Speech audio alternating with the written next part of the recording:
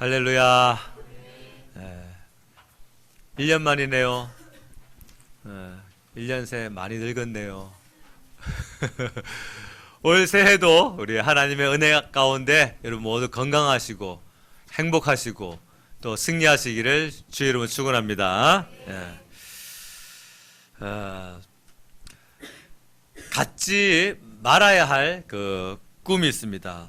그게 뭐냐면 그 미래를 너무 자세히 알고자 하는 그런 그 꿈은 갖지 말아야 할 꿈이에요. 왜냐하면 그냥 이렇게 믿고 살면 하나님이 다 책임지시는데, 우물 안 개구리라고 하는 말을 너무너무 듣기 싫어하던 개구리 한 마리가 나는 이 우물 안에서만 살고 싶지 않아 해가지고 우물을 탈출했어요.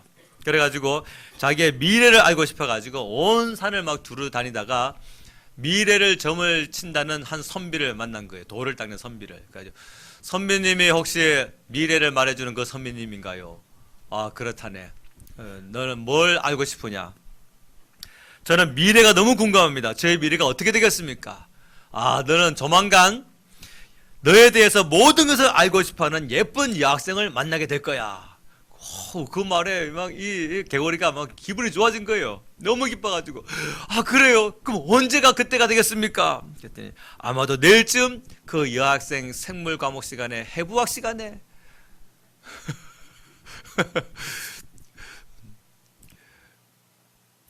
별로 안 웃겨도 2탄이 준비가 되어 있어요.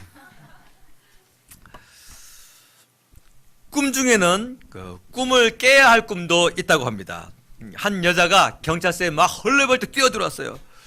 경찰 아저씨, 어떤 남자가 쫓아와요. 아무래도 술 취한 남자 같아요. 경찰이 벌떡 일어나가지고 여자를 위아래로 훑어보더니 그놈 술 많이 챘나 보구나. 괜찮아요. 3탄도 있어요. 하나가 안 되는 꿈이 있다고 합니다. 김지사님네 가족회의가 들어갔어요. 김지사님이 먼저 말합니다. 이번 달도 카드가 빵꾸 났어. 도대체 얼마나 쓰고 다니는가 저 모든 식구들이. 당신하고 큰딸하고 아들하고 전부 방에 들어가지고 가족회의하고 다시 나와 해가지고 이제 아내와 또 큰딸과 아들이 방에 들어가서 회의를 하고 1시간 만에 나와서 큰딸이 회의 결과를 말합니다. 아빠가 수입이 적은 걸로 결론이 났어요. 다음 달부터 100만 원 더 벌어 오세요. 오늘은 4가지예요. 쉽게 고칠 수 있는데 못 고쳐서 이루지 못하는 꿈이 있다고 합니다. 예배 때마다 주여 주여 사업이 잘 되게 해주세요 막 부르짖는 빵집 지사님이 있었어요. 이 지사님이 오늘도 예배 시간에 와가지고 하나님 사업이 잘 되게 해주세요 막 부르짖고 기도하는데 듣다가 못 참은 목사님이 이 집사 기도만 크게 하지 말고 빵 좀 크게 만들어, 빵을 요만하게 만들어가지고 자기 노력을 얼마든지 할 수 있는데 자기는 인색하고 하나님한테 복 달라고. 자, 이처럼 그 사람의 꿈은 그 실패하기도 하고 망하기도 합니다. 그런데 그 하나님의 꿈은 절대로 망할 수가 없어요. 하나님의 꿈은 그 하나님의 그 신실하심 가운데에 모두가 다 성취되고 이루어지는 것입니다. 그것을 우리는 많이 들었죠. 하나님의 내러티브다라고 말해요. 내러티브라고 하는 말이 무슨 뜻이에요? 영화 제작자가 한 영화를 한 1시간 반, 2시간 분량의 영화를 만들 때에 거기에 모든 그 배우들이 입어야 할 옷과 또 배우들이 먹는 음식과 배우들이 타고 다니는 차, 지하철, 택시, 아니면 걸어 다니는 뭐 모든 것, 심지어 신호등까지도 전부 다 그 한 영화 제작자의 의도 가운데, 제작자의 계획과 뜻 가운데에서 시작과 끝이 완전하게 맺어지는 것, 이것을 내러티브라고 말하는 거예요. 성경은 하나님의 내러티브인 것입니다. 휴먼 스토리가 아니라 인간들이 살아가는 이야기가 아니라 하나님의 철저한 계획과 하나님의 뜻 가운데에서 시작과 끝을 맺어지는 것이 성경 얘기란 말이에요. 그래서 이것을 뭐라고 한다? 우리는 성경이 하나님의 내러티브다라는 것이죠. 자, 그런데 우리가 예수님을 믿고 구원받아 하나님을 아버지라고 부르는 하나님의 자녀가 됐다는 얘기는 그건 무슨 뜻이냐면 하나님의 내러티브의 주인공으로 발탁됐다라는 뜻이에요. 아멘. 어느 부모가 자녀에게 어린 자녀가 먹는 것, 입는 것, 자는 것 신경 쓰지 않고 무관심으로 방치하는 부모가 어디 있어요? 육신의 부모도 어느 정도 출가하기 전까지 보호가 필요한 나이 때는 그 육신의 부모가 모든 것을 책임져 주는데 하물며 우리가 어떻게 우리 인생에 출가가 어디 있어요? 하나님 앞에. 우리 인생에 무슨 하나님을 따라서 살 수가 있습니까? 하나님의 보호하심과 하나님의 인도하심이 평생에 우리와 함께 해야 되는데 우리가 하나님을 아버지라고 부른다라고 하는 것은 하나님의 그 내러티브 안에 있는 주인공으로 우리가 지금 들어와 있다, 그 사실을 인정하시기를 바랍니다. 사람의 꿈은 망하기도 하고 또 실패하기도 해요. 그런데 그 하나님의 꿈, 즉 하나님의 내러티브는 절대로 실패할 수도 없고 망할 수도 없어요. 만약에 하나님의 내러티브가 무언가에 의하여 막힌다든가 아니면 실패를 한다든가 하면 그건 하나님이 아닌 것이죠. 하나님은 하나님이시기에 하나님의 뜻도 하나님의 내러티브도 다 완전 무결하게 성취된다는 사실을 믿으시기를 바랍니다. 그래서 우리가 이제 이왕 꿈을 꾸는 사람이면은 무슨 꿈을 꿔야 된다? 하나님의 내러티브적 꿈을 꾸며 살아가야 한다는 사실이에요. 얼마나 많은 사람들이 이 땅에 살고 있는데 자기의 꿈을 꾸고 자기의 계획에 대해서는 막 온 시간을 투자하고 돈도 얼마나 갖다 투자하는지 몰라요. 그런데 하나님의 내러티브적 그 영적인 꿈을 이루기 위하여서 살아가기에는 자기의 인생을 던지듯이 살지를 않습니다. 이제 그게 왜 그러냐면 믿음이 부족해서인 것이죠. 믿음이 부족해서. 근데 보세요. 배우가 오늘 그 화재가 난 그 빌딩 안에서 어떠한 씬을 찍는다고 합시다. 근데 그 영화 제작자가 그 배우의 안전을 배제한 채에 그걸 씬을 찍을 수 있겠어요? 액션 영화를 찍는데 건물에서 내가 좀 뛰어내리는 씬을 찍는다고 합시다. 근데 우리는 카메라에 어떻게 잘 안 보이지만 그 몸에는 다 와이어가 감겨져 있고 밑에는 매트리스가 깔려 있고 혹시라도 몰라가지고 또 앰뷸런스도 대기하고 있고 사람 제작자도 그 영화가 그 잘 찍히도록 그 배우가 다치지 않도록 모든 것을 하고 있는데 우리를 내러티브의 주인공으로 부르신 하나님께서 뭘 일하지 않냐 하시겠어요? 왜 두 손을 놓고 보시겠냐는 말씀이에요. 우리 하나님을 향한 믿음부터 잘 키울 수 있기를 주의 이름으로 축원합니다. 우리가 살아가는 것이 내 힘으로 사는 것이 아니에요. 내가 벌어서 내가 사는 게 아니란 말이에요. 내가 알아봐야 되고 내가 길을 터득해야 되고 내가 벌어야 되고 내가 수고해야 되는 것이 아니란 말씀이에요. 그건 신앙생활이 아니에요, 여러분. 신앙생활은 하나님의 예비하심이 있기에 내가 출근하는 것이고 하나님의 예비하심이 있기에 내가 학교를 가는 것이고 하나님의 예비하심이 있기 때문에 내가 공부를 하는 것이고 하나님의 예비하심이 있기 때문에 내가 돈을 버는 것이고 하나님의 예비하심이 있기 때문에 불화 속에 있는 가정 가운데도 내가 소망을 가지고 들어갈 수가 있는 거예요. 그게 신앙생활이에요. 우리 하나님의 그 내러티브적 꿈을 우리 가슴에 좀 품을 수 있는 그런 믿음의 사람 되시기를 예수님의 이름으로 축복합니다. 예. 오늘 이 말씀을 통해서 우리가 교훈받아야 할 것이 있어요. 그게 뭐냐면 부모의 꿈이에요. 형이 나 위로 형이 한 3-4명만 있으면 어때요? 질서가 탁 섭니다. 그렇죠? 그래가지고 제일 큰 형은 아주 어려운 대상이 되고 이제 둘째, 셋째가 있고 내가 만약에 넷째로서 막내다 해봅시다. 그러면 이제 나한테 떨어지는 것은 부모님의 눈을 피해서 형들이 막 쥐어받고 다리를 걸어 넘어뜨리고 그 다음에 제일 좋은 것은 맞이 형이 받고 또 왜 받고 이제 부모는 이제 막내가 이쁘니까 이 막내를 챙겨줘야지 하지만 부모님이 없는 자리에서는 형들이 서열을 딱 잡죠. 아주 무섭죠. 요셉에게 형이 몇 명 있었냐면 10명 있었어요. 끔찍하죠. 여러분 그런 가정에서 한번 살아볼래요? 근데 더 끔찍한 건 뭔지 아세요? 엄마가 없어요. 요셉이. 다른 형들은요 다 엄마가 있어. 레아 빌하, 실바 10명의 형들이 전부 다 자기 엄마들이 다 있어요. 전부 다. 근데 요셉만 자기 엄마가 없어요. 자기 엄마가 자기 동생 낳다가 죽어버렸어요. 라헬이 일찍 죽었어요. 그 오늘 본문에 나이 보니까 요셉이 17살밖에 안 됐어요. 그러니까 이 친구가 요셉이 아주 어린 나이 때부터 베냐민을 자기가 장남처럼 이제 키운 거예요. 형들이 무슨 장남이에요? 자기 인생에서는 자기가 장남인 거야. 형들 장남이 아니에요. 그냥 원수들이 전부 다 구박하고 때리고 못사게 굴고. 근데 또 한 가지 문제가 있는데 그게 뭐냐면 야곱의 눈에는 요셉만 아들이야. 나머지는 다 쓰레기야. 나머지 눈에 들어오지도 않았어요. 왜요? 장남 르우벤 뭔 짓을 했어요? 아버지의 첩인 빌하와 간통을 했어요. 이런 나쁜 짓이 어디 있어 세상에. 아니 여자가 없어가지고 작은 엄마하고 이걸 야곱이 알은 거예요.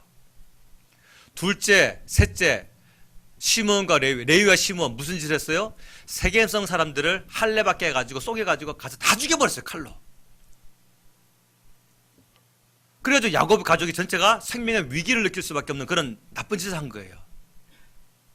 그럼 넷째 유다는요. 이제 다음 주에 나오겠지만 유다는 아주 못된 짓을, 아주 음란하고 나쁜 짓을 또 합니다. 그러니까 야곱의 눈에는요, 이 자식들이 다. 여러분 가끔 그런 얘기를 들으신 분들은 조용히 가슴에 손을 대보세요. 믿을 놈 하나도 없다. 여러분 그런 얘기 좀 들어봤습니까? 부모님에게? 믿을 놈 하나도 없다. 정말 그 말을 할 수밖에 없는 상황이 바로 야곱의 가족이었어요. 어쨌거나 야곱의 장남은 르우벤인데 르우벤은 장남 대접을 받지 못했어요. 왜냐하면 야곱의 첩 빌하와 동침을 했기 때문에. 둘째, 셋째는 나쁜 짓을 칼날로 받고. 그리고 이제 야곱에게 유일한 소망이 누구냐면 이제 라헬이 낳아준 요셉입니다. 근데 이 라헬은 누구예요? 야곱이 제일 사랑했던 아내였어요. 이 라헬을 얻기 위하여서 자기 평생을 다 던지듯이 헌신했던 사람이 라헬인데 라헬이 요셉 낳고 얼마 안 있어서 르우벤 누구예요? 베냐민 낳다가 죽고 말한 거예요. 난산으로. 그런데 그 부모가 자녀를 키우다 보면 그 자녀의 얼굴에 그 배우자의 얼굴이 보이죠. 그렇죠? 그 아빠의 얼굴이 보이거나 또는 나이가 좀 한 2년 3년 지나면 또 엄마의 얼굴이 또 살짝 나타났다가 왔다 갔다 하죠. 안 그러면 이상한 건데. 조사해봐야 돼요. 그러면요. 넉넉히 키우지 마시고. 자녀 키우다 보면 그 자녀의 얼굴에 배우자 얼굴이 보입니다. 남편의 얼굴이 보이고 아내의 얼굴이 보이고. 자 보세요. 야곱이 한 놈 믿을 놈 하나도 없는데 그 요셉을 키우면서 요셉의 얼굴에 누가 보이는 거예요? 사랑하는 아내의 얼굴이 보이는 거예요. 라헬이. 그러니까 더 애착이 많이 가죠. 그래서 아직 어린 나이지만 채색 옷을 입혀버린 거예요. 이 채색 옷은 뭐냐면 장남이 입는 옷입니다. 장자의 옷이에요. 장자예요. 네가 장자다. 오늘 우리 집에. 왜? 르우벤 너 자격도 없는 놈이고 둘째, 셋째, 넷째 다 자격이 없는 놈이야. 요셉 네가 라헬의 아들이고 네가 잘 낳다 해가지고 채색 옷을 입혀버렸네. 근데 이게 약간 섣불리 결정 내린 거는 결정이었던 것 같아요. 왜냐하면 이 문제로 말미암아 형들이 이제 요셉을 미워하기 시작합니다. 가뜩이나 엄마라도 좀 있으면 엄마가 보호를 해주는데 나머지 10명은 다 엄마가 있잖아요. 자식 교육을 엄마가 한다고. 그래서 엄마가 하나면 형이 막 동생을 구박하면 야 이놈아 동생을 아껴야지 그런 말이라도 해줄 수 있는데 요셉은 그 말 해줄 사람이 한 사람도 없는 거야. 홀로 키워야 돼. 혼자 살아야 되는 거예요. 아버지 야곱이야 다 자기 아들이니까 뭐라고 합니까? 자 야곱이 편애를 했어요. 형제들 가운데. 그 다음에 또 하나 문제가 뭐냐면 요셉이 너무 정직해요. 너무 성격이 고다. 그래가지고 형들의 나쁜 짓을 아버지한테 다 고자질 해버리네. 근데 형들의 나쁜 짓이 무슨 나쁜 짓이냐? 봐봐요. 10명의 형들이 다 엄마가 달라요. 이복 형제들이에요. 그렇죠? 그러니까 세 팀이에요. 세 팀. 그러니 그 안에 끈적끈적한 형제가 있을까요? 없을까요? 형제가 없습니다. 서로 간에 끈적끈적한 돌보고 뭐 하는 그런 형제가 없어요. 단지 뭐만 남은 거예요? 사내 아이들로서의 어떤 그런 경쟁심, 이것만 남은 거예요. 근데 마지가 무슨 짓을 했어요? 작은 엄마와 동침을 한 거예요. 거기서 그들의 대화 수준은 뻔한 결과죠. 뻔하죠. 여자가 없는 남자들과의 대화 가운데서 둘째, 셋째가 무슨 짓을 했습니까? 시므온과 레위가 칼날로 세겜성 사람을 다 죽이고 성경에 보니까 그 세겜성의 부녀자들까지도 납치해왔다 그랬어요. 그것은 곧 뭐다? 이들도 전부 다 그 가운데에서 성추행하거나 성적인 범죄를 얼마든지 저질렀다. 그런 친구들이 10명이 모여가지고 대화한다고 해보세요. 무슨 대화가 오겠습니까? 그러니 요셉이, 정직한 요셉이 그 안에 들어가가지고 형들의 대화를 들어보니까 괴로운 거예요. 그래서 이 괴로움을 가지고 이제 하나님의 예배당에 와가지고 기도해야 되는데 하나님 우리 형들을 불쌍히 해주세요 해야 되는데 기도의 자리를 가지 않고 자기 육신의 아버지한테 가가지고 고자질을 하네. 그러니까 점점 더 야곱의 마음은 요셉에게만 집중되어지고 나머지 형들은 전부 다 이제 다 점점 멀리 이것을 눈치를 챈 형들은 점점 더 저 나쁜 녀석, 저 요셉 녀석, 저 녀석만 없으면 되겠는데 그래서 막 눈에 가시였어요. 아주 미운 오리 새끼인 거예요. 야곱의 편에 그 다음에 요셉의 고든 성격. 그러니까 여러분 너무 고든 성격이면요 이 환난 당할 각오를 하셔야 돼요. 너무 정직하면 그 정직함을 기도의 자리로 가야 되는데 그것을 막 고백하는 자리로 나가게 되면 여러분들의 정직함은 그 이제 고통당할 수밖에 없는 그런 요인들이 될 수가 있다는 사실을 기억하시기 바랍니다. 그래서 이 형들이 야곱의 편에, 그 다음에 그 요셉의 너무 고든 성격, 그 다음에 세 번째로 그 형들이 배다른 형제들의 그 세 그룹, 이 세 가지 요인은 채색 옷을 입은 요셉을 향해서 어마어마하게 나쁜 계획을 세울 정도의 악한 가정으로 만들어가기에 충분했습니다. 그 결과가 무엇이냐? 요셉이 아버지의 심부름을 받아가지고 이제 그 형들이 모여있는 그 자리에 심부름을 도달했는데 이 형들이 멀리서 딱 보고서 저 자석 요셉 아니야? 하고서 무슨 생각을 했냐면 죽이자 했어요. 죽이자. 아니 형제들인데 그래도 한 아버지의 아들들인데 어떤 생각을 했어요? 죽이자 했어요. 가인의 마음을 품은 거예요. 동생 아벨을 죽인 것처럼 이 형들도 자 성경 오늘 우리 본문의 그 후반에 보면 자 18절 말씀 봅시다. 18절에서 19절 20절까지 봅니다. 시작. 요셉이 그들에게 가까이 오기 전에 그들이 요셉을 멀리서 보고 죽이기를 꾀하여 서로 이르되 꿈꾸는 자가 오는도다. 자 그를 죽여 한 구덩이에 던지고 우리가 말하기를 악한 짐승이 그를 잡아 먹었다 하자. 그의 꿈이 어떻게 되는지를 우리가 볼 것이니라 하는지라. 아멘. 이 요셉 저 녀석을 죽이고 짐승에게 잡아먹겠다고 아버지에게 허위로 그냥 보고해버리자. 이렇게 나쁜 마음을 품게 됐어요. 동생을 죽이려고 하는 이 형들이 그 계획 앞에 누가 이제 딱 막았었냐면 장자인 루벤이 막았습니다. 자 보세요. 루벤이 막습니다. 21절부터 22절 시작. 루벤이 듣고 요셉을 그들의 손에서 구원하려 하여 이르되 우리가 그의 생명은 해치지 말자. 루벤이 또 그들에게 이르되 피를 흘리지 말라. 그를 광야 그 구덩이에 던지고 손을 그에게 대지 말라 하니 이는 그가 요셉을 그들의 손에서 구출하여 그의 아버지에게로 돌려보내려 함이었더라. 아멘. 보세요.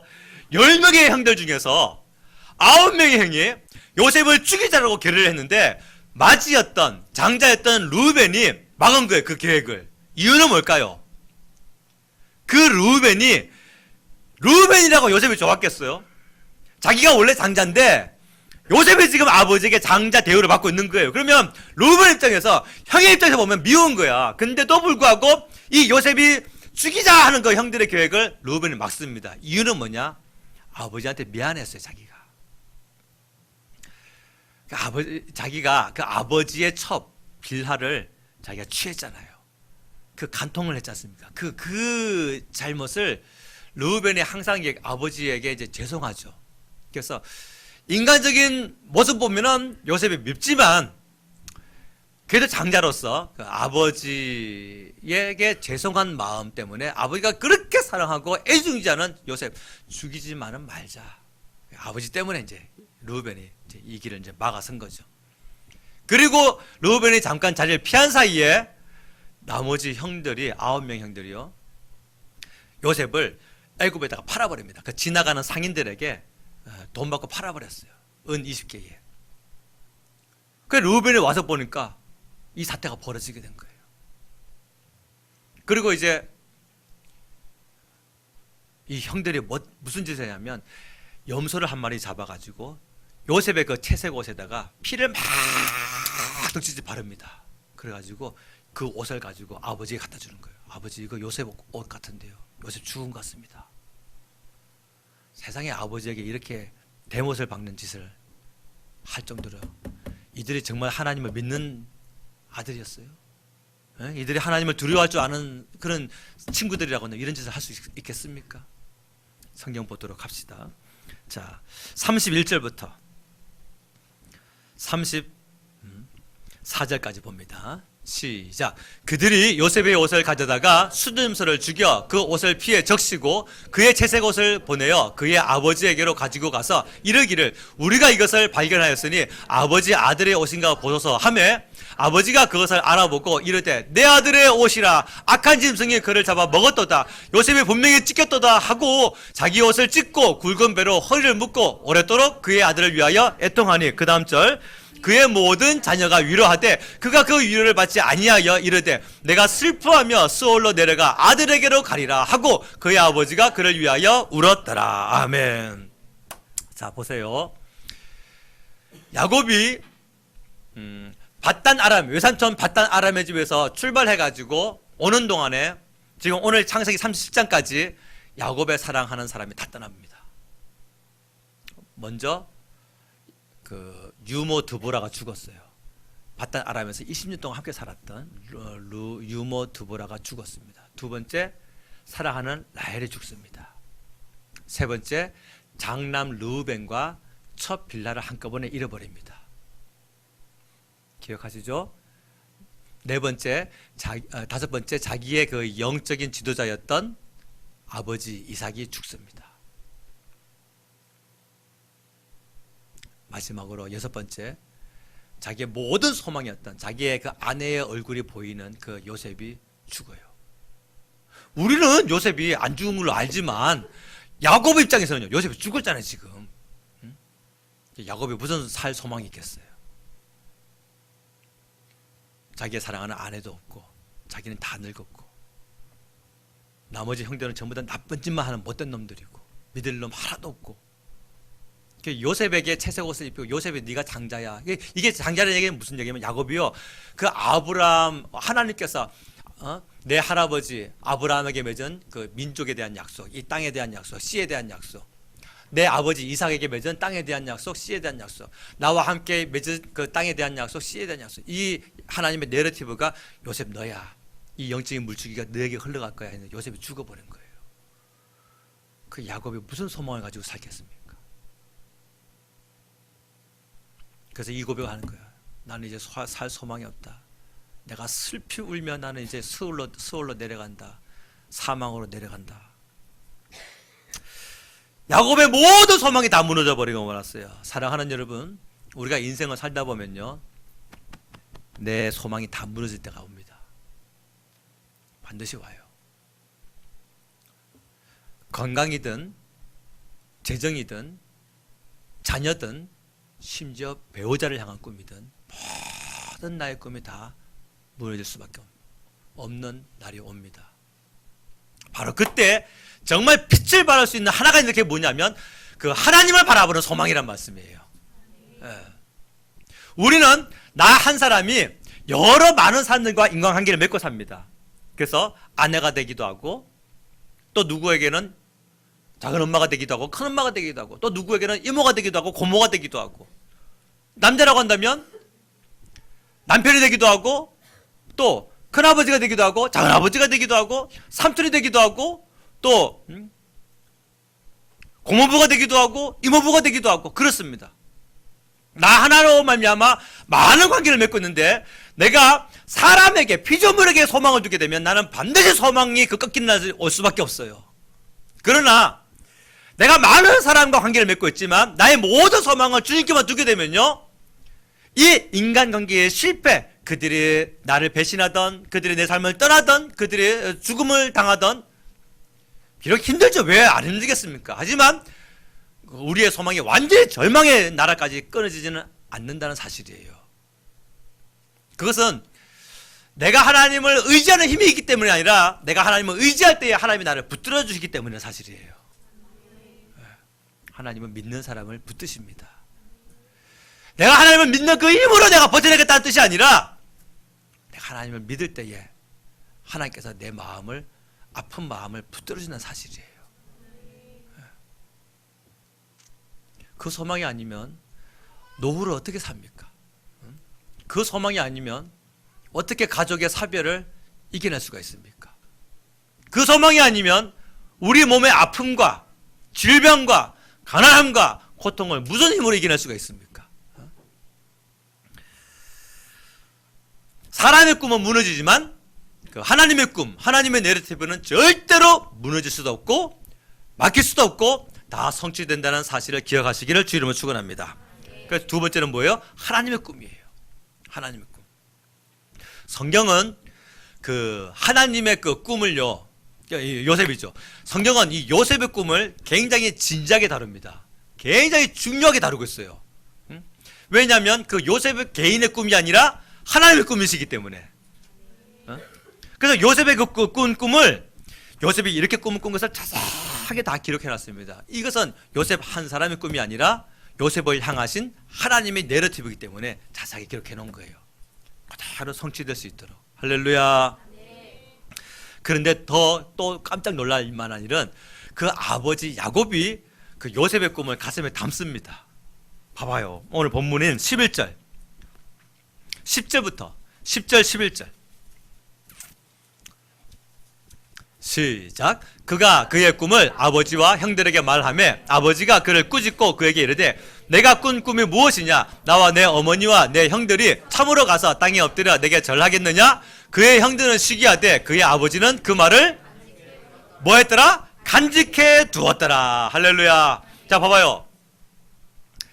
야곱은 아버지로서 그 요셉이 꿈을 꿨어요. 무슨 꿈을 꿨습니까? 첫 번째 꿈이 뭐예요? 요셉이 묶어놓은, 이 당시 이제 농경사회니까 요셉이 그 묶어놓냐 한꺼번에 추수하려고 낫지를 탁 하면은 다 추수해버릴 수 있도록 그 단을 묶어놓은 거예요. 이제 밴딩 작업을 해놓은 거예요. 밴딩 작업을.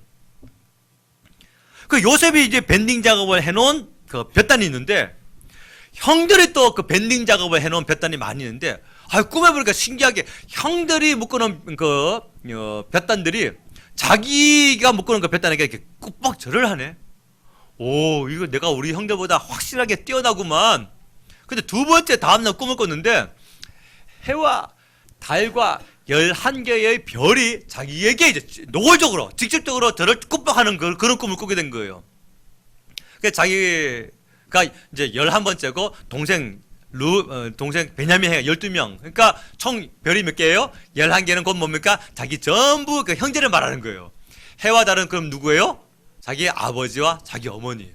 그러니까 자기 친어머니가 아니라 자기 이제 다른 어머니들.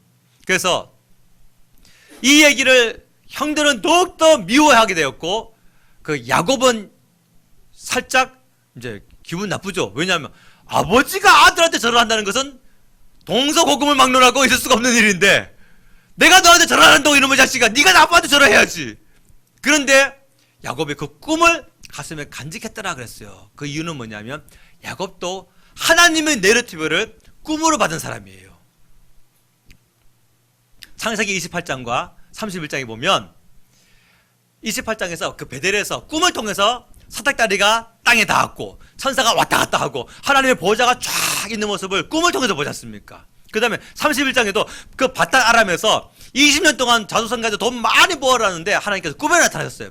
나 베델의 하나님이야. 나 기억해. 20년 만이다. 오래간만이야. 빨리 가. 이거를 야곱이 꿈으로 본 거예요. 그래서 자기가 지금 여기 온 거예요. 지금 이 땅에. 하나님은 꿈을 통해서 역사하시는 하나님이시구나. 사랑하는 여러분들 우리 안에 여러분 좋은 꿈이 있으면 그걸 꼭 놓치지 마시길 바랍니다. 그건 우리가 하나님의 뜻을 중요하게 여길 수 있는 믿음이 있다는 사실이에요. 야곱이 그 꿈 내용 몰아서는 아버지로서 기분 좀 빈정상했지만 이 녀석 보게 하나님께서 이 녀석을 진짜로 대단한 인물로 세우실런가 보다 해가지고 그 꿈을 가슴에 간직하게 된 거예요. 야곱이요. 그런데 이제 문제는 뭐냐면 요셉이에요. 나이가 너무 어려. 야곱은 그래도 나이가 많이 들었을 때 그 꿈을 받아가지고 그 꿈을 좀 지혜롭게, 또 야곱이 얼마나 처세술에 능숙합니까? 근데 요셉은 너무 어려요. 17살이에요. 17살. 고등학교 1학년밖에 안 됐어요. 이 친구가. 요셉은 이 꿈 내용은 너무 좋았고 너무 마음에 들었지만 이 꿈을 자기의 것으로 이루기 위하여서 지혜롭지는 못했어요. 그래서 이것을 자기를 미워하는 형들에게 다 고백을 해버리고 말았어요. 여러분들이 이 예배당에서 하나님께 비전을 받거나 꿈을 통하거나 뭔가 은혜를 받거나 할 때 그거를 여러분들 믿지 않는 가족이나 믿지 않는 친척들 한번 나눠보세요. 내가 당신을 위해서 기도할게 합니까? 바보 같은 놈. 정신 차려. 아마 온갖 욕을 먹게 될 수밖에 없을 거예요. 그러므로 영적인 비전은 나와 함께 뜻을 같이 맞춰서 나를 위해서 중보 기도할 수 있는 그 사람과 나누는 것이 지혜로운 삶인 것입니다. 요셉이 그걸 몰랐어요. 그냥 들뜬 나머지 아버지도 나를 사랑하는데 하나님도 나를 인정하셨네 해가지고 막 공개적으로 막 다 그냥 표현해버리고 마는 거예요. 그랬더니 자기에게 화살만 날라왔어요. 화살만. 꿈은 눈에 보이지 않지만 그 역사하시는 하나님의 손길이 그 안에 포함되어 있습니다. 하나님의 꿈은요, 우리의 꿈보다 더욱더 광대하시고 더 치밀하시고 더 계획적이란 사실이에요. 야곱의 꿈은 다 무너졌어요. 근데 아닙니다. 하나님의 꿈은 여전합니다. 그 야곱의 그 요셉을 향한 꿈은 산산이 다 무너졌어요. 왜? 죽었으니까. 그런데 우리는 압니다. 안 죽었다는 사실을. 우리는 왜? 우리는 성경 그 다음 장을 보고 있기 때문에. 그것과 더 자세하게 하나님은요, 지금 우리의 환경 그 다음을 보고 계세요. 아니, 보고 계신 것만이 아니라 하나님의 계획 가운데 우리를 이끌어 나가십니다. 그게 하나님의 내러티브예요. 그러면 질문이에요. 왜 요셉이었을까?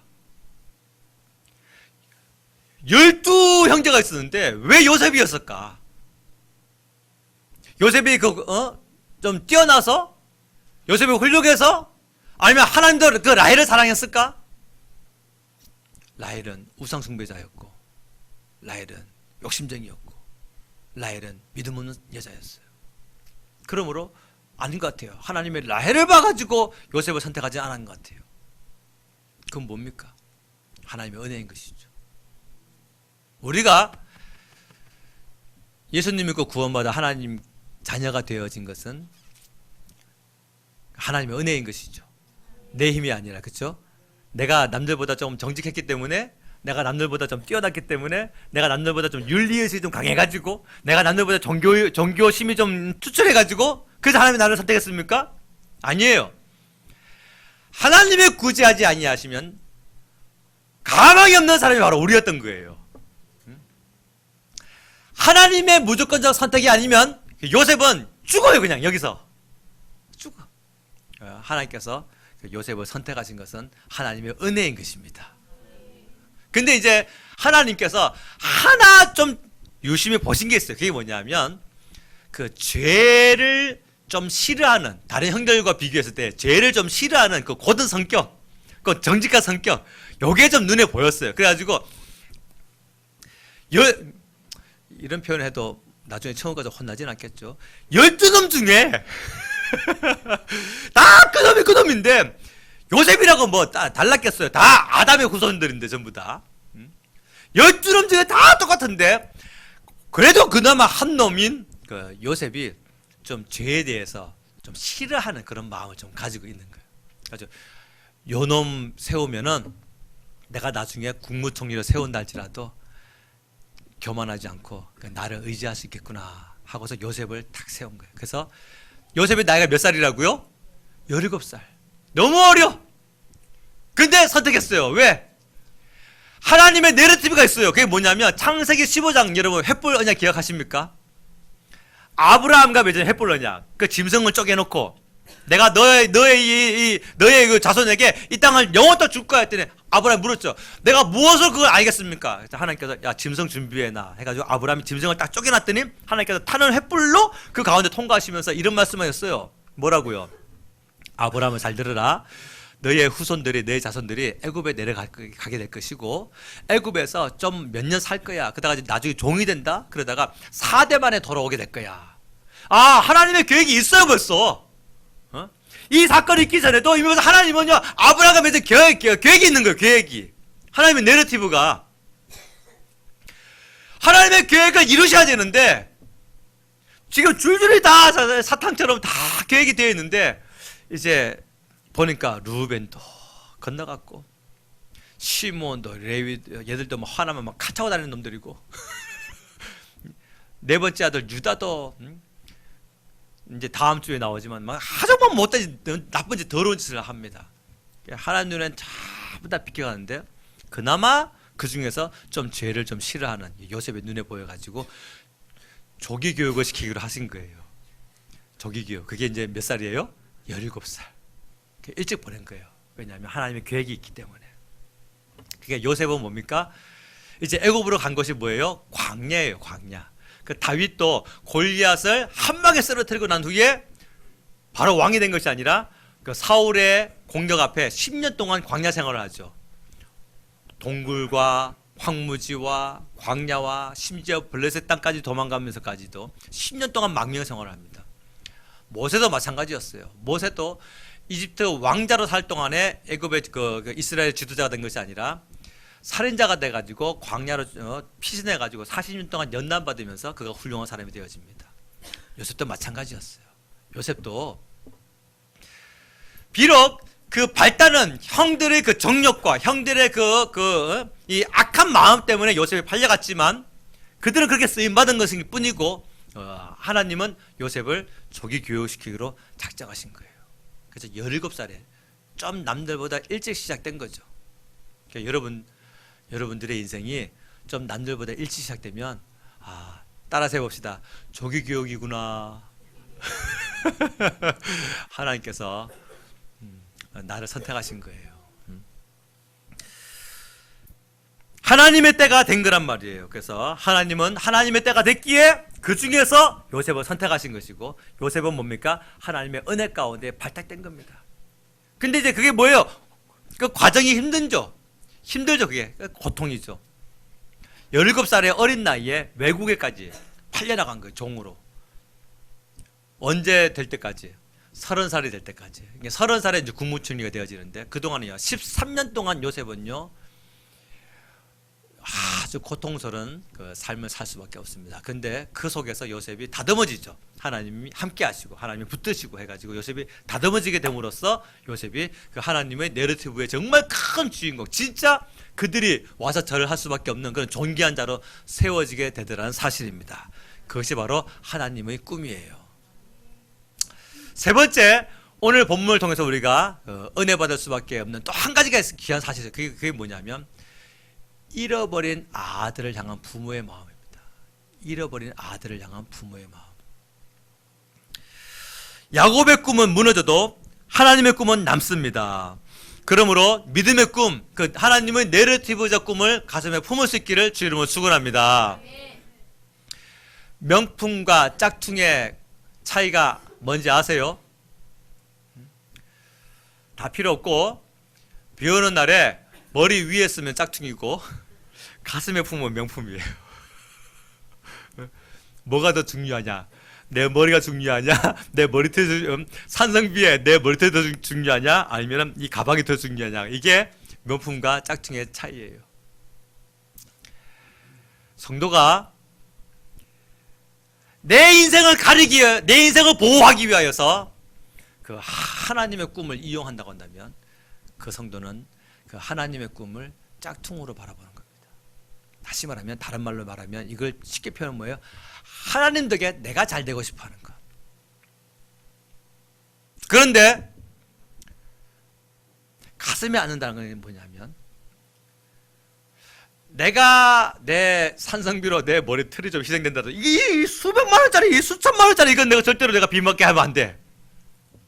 그 이상으로 하나님의 내러티브를, 하나님의 꿈을 내 가슴에 안는다고 한다면, 이건 곧 뭐냐면, 나로 말미암아 하나님이 기뻐하실 수만 있다고 한다면, 나로 말미암아, 나의 희생으로 말미암아 하나님이 영광 받을 수 있다고 한다면, 그게 바로 하나님의 꿈을 명품으로 여길 수 있는 성도의 마음가짐이라는 사실입니다. 아무쪼록 사랑하는 성도 여러분, 하나님 덕분에 내가 잘 되는 우리 그런 좀 수준 낮은 그런 신앙생활이 아니라, 내 덕에 정말 나의 덕이라고 말하기 좀 그렇죠. 나의 수고, 나의 헌신, 나의 어떤 그런 드림을 통하여서 우리 하나님이 기뻐할 수만 있다고 한다면 내 삶을 드리겠습니다 라고 하는 수준 높은 그런 신앙생활을 할 수 있기를 주님을 축원합니다.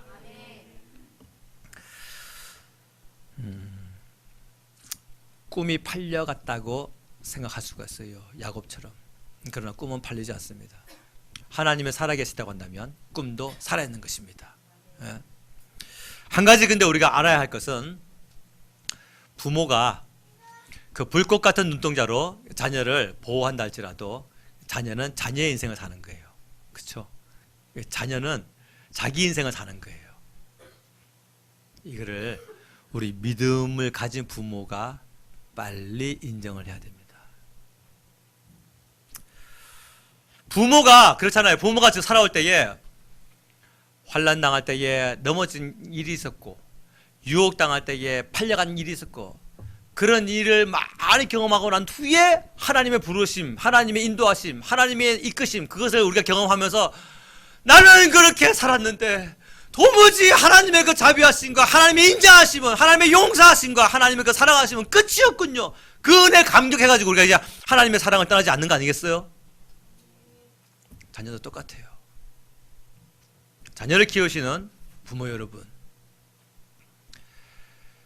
우리의 그 수준 높은 믿음이 그 자녀에게 그대로 유산되어지지 않습니다. 자녀는 자기들이 당하는 그 환난과 자기들이 당하는 그 유혹 가운데에서 넘어지기도 하고 쓰러지기도 하고 팔려가기도 하면서 하나님의 그 자비하심과 하나님의 인자하심과 하나님의 그 용서하심과 하나님의 그 이끄심을 그들이 경험을 해야 되는 거예요.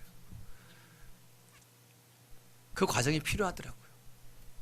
그게 좀 생략됐으면 좋겠는데 그 과정이 필요합니다.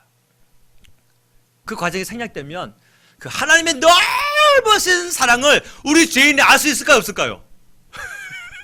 우리 죄인이 그 하나님의 완대하시고 넓어진 그 사랑을요, 측량을 못해요.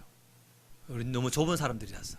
그래서 내가 쓰러지고 넘어지고 실패해보고 빼앗겨보고 패배해보고 악한 마귀에게, 그런데 하나님은 또 오셔서 또 오시고 또 오시고 힘주시고 용기 주시고 세임 주시고, 그 과정을 통해서 진짜 나를 사랑하시는군요, 그걸 깨닫게 되는 거예요.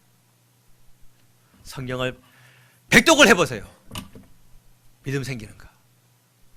아니, 물론 믿음은 들으면서 나면 맞습니다. 그런데 그 듣는다고 해서 다 나는 게 아니더라고요. 믿음은 들으면서 나는 건 분명한데,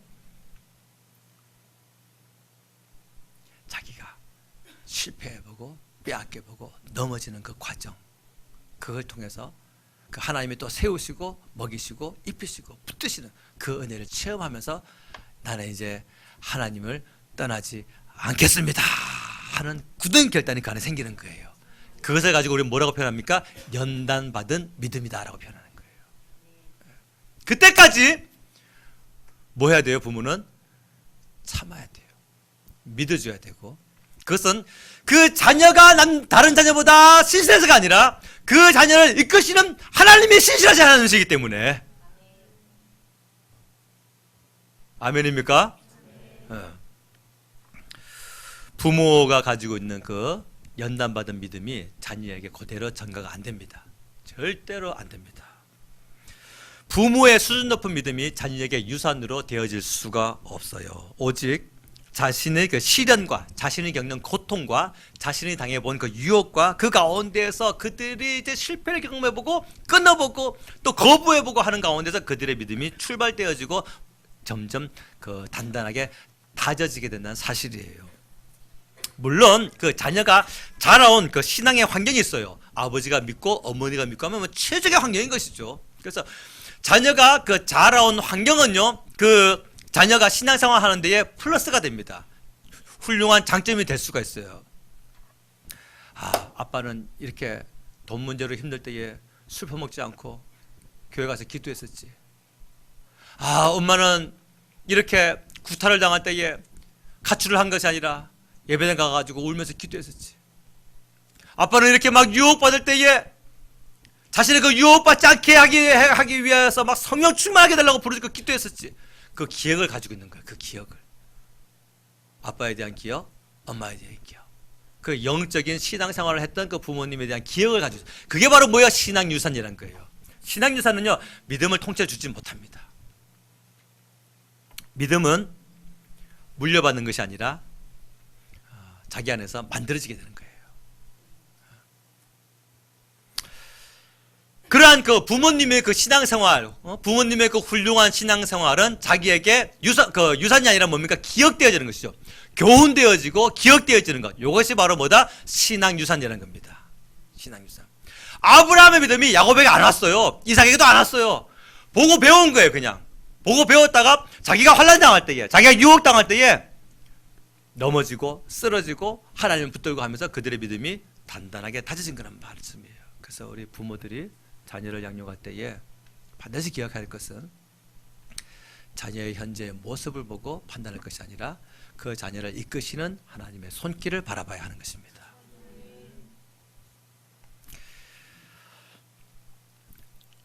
우리 부모님이 추운 겨울에도 그 새벽 예배 가르려고,